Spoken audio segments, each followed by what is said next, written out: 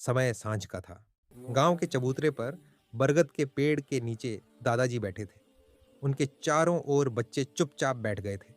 ठंडी हवा चल रही थी और दूर दूर तक पक्षियों की मधुर चहचहाहट सुनाई दे रही थी। दादाजी ने स्नेह से कहा कि आज वे एक ऐसी कहानी सुनाएंगे जिसमें समझ, एकता और साहस छुपा है। एक हरा भरा गांव था। गांव के चारों ओर खेत फैले थे और बीच में ऊंचे ऊंचे पेड़ों की कतार थी। उन्हीं पेड़ों पर कई प्रकार के पक्षी मिलजुल कर रहते थे। कबूतर, गौरैया, तोता, मैना, कौवा, बुलबुल और मोर सब एक दूसरे के सुख दुख के साथी थे।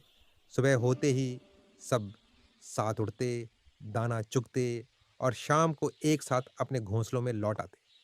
उन्हें भरोसा था कि मिलजुल कर रहने से ही जीवन सुरक्षित रहता है। उन पक्षियों में एक बूढ़ा कबूतर था। सभी उसे बड़े चाचा कहकर बुलाते थे। उसके पंख सफेद हो चुके थे, पर आंखों में गहरा अनुभव झलकता था। बड़े चाचा अक्सर कहते, एकता ही सबसे बड़ी शक्ति है। जो अकेला पड़ जाता है वही सबसे पहले संकट में फंसता है। सारे पक्षी उनकी बात ध्यान से सुनते और मानते थे। एक दिन गांव के पास एक लालची इंसान आ पहुंचा। उसके हाथ में जाल था और मन में शिकार का लोभ। उसने देखा कि पेड़ों पर बहुत से पक्षी रहते हैं। उसने सोचा कि अगर यहाँ शिकार किया जाए तो अच्छा पैसा मिलेगा। पहले दिन वह चुपचाप छिपकर सब कुछ देखता रहा। अगली सुबह जैसे ही पक्षी दाना चुगने नीचे उतरने लगे, तोते ने ऊंची आवाज में चेतावनी दी, सावधान, नीचे एक अजनबी इंसान घूम रहा है। सभी पक्षी सतर्क हो गए। बड़े चाचा ने कहा, आज कोई भी जमीन पर नहीं उतरेगा, सब पेड़ों पर ही रहेंगे। सबने उनकी बात मान ली। लेकिन वह इंसान चालाक था। उसने पेड़ों के नीचे जाल बिछाया और उस पर दाना डाल दिया।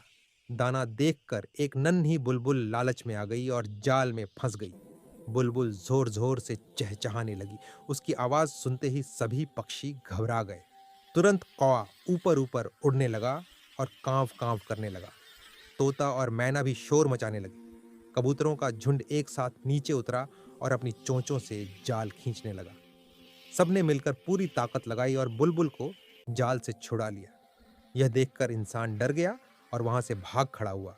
रात को सभी पक्षी एक बड़े पेड़ पर इकट्ठा हुए। बड़े चाचा ने कहा, यह खतरा फिर लौट सकता है। हमें मिलकर ऐसा उपाय करना होगा कि वह इंसान दोबारा यहाँ आने की हिम्मत न करे। सबने आपस में सलाह की और एक योजना बनाई। अगले दिन जब वह इंसान फिर आया तो चारों ओर सन्नाटा था। अचानक पेड़ों से पत्ते गिरने लगे।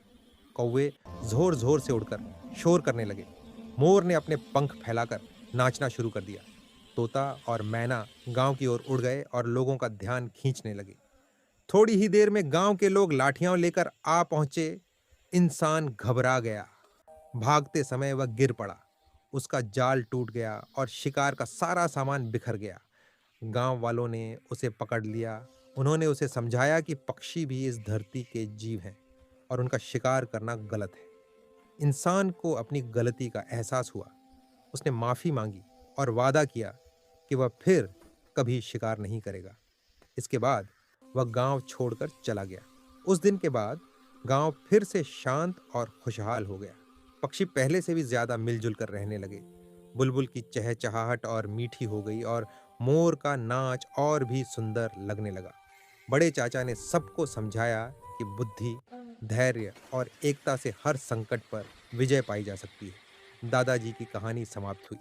बच्चे मुस्कुरा रहे थे। एक बच्चे ने कहा कि अगर सब मिलकर रहें तो कोई भी डर नहीं रहता। दादाजी ने स्नेह से सिर हिलाया और कहा कि यही जीवन का सबसे बड़ा सबक है। पेड़ पर बैठे पक्षी जैसे इस बात की गवाही दे रहे थे